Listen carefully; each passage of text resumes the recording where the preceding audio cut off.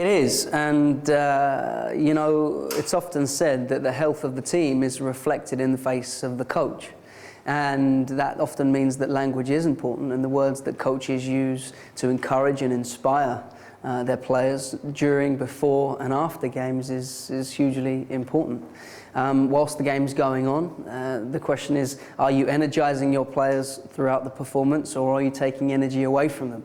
And language is just one area that you can impact your players in a positive light whilst they're playing, because the game in itself is stressful enough at any level, be it grassroots level, be it semi-professional or professional. There are moments in the game, in the performance, where stress inevitably arises, and so it's about how to deal with that. And one of the ways that coaches can help is to be consistently constructive with the comments and the language that they choose to use. Completely different perspectives, yeah, completely different continuums. If it's a grassroots player and they've just started out, then they're there because they love the game, and they're there for the fun and the enjoyment of taking part in the practices and taking part in the games. If you're a senior professional, then of course the emphasis on winning, and everything you do is geared to winning. That doesn't necessarily mean that practice can't be fun.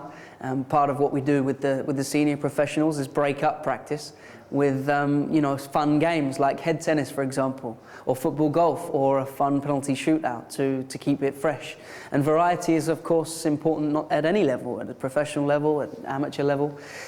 So it's really important to maintain the perspective. What is the outcome? What's the clarified outcome for the coach? If I'm working with the senior team, well then it's on a result basis, and so work comes first.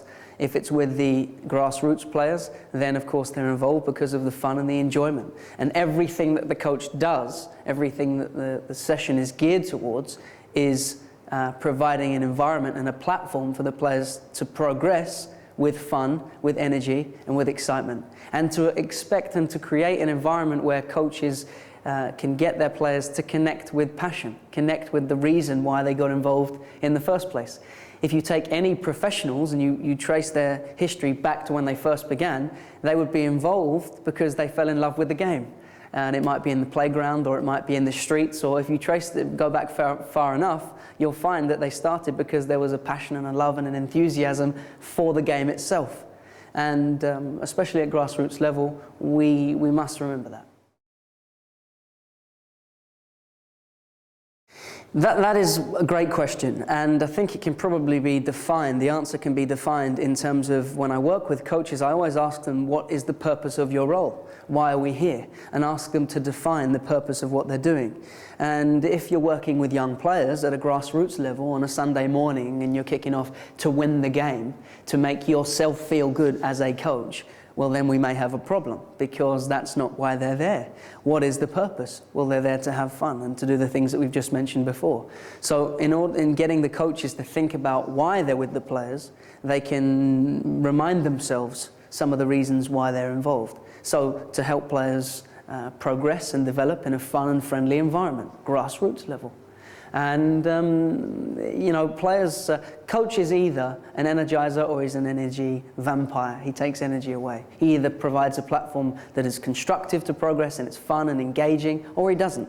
And sometimes coaches don't know what they don't know, and they don't know the way that they're affecting the players. So good coaches, I would say good coaches, great coaches that I've seen, and I've been very privileged to watch some great ones, have the ability to establish good relationships with the players from day one. They work with the person first and then the player.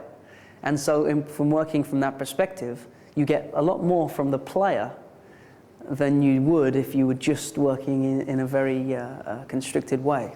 Know the person first, then you'll get the best from the player.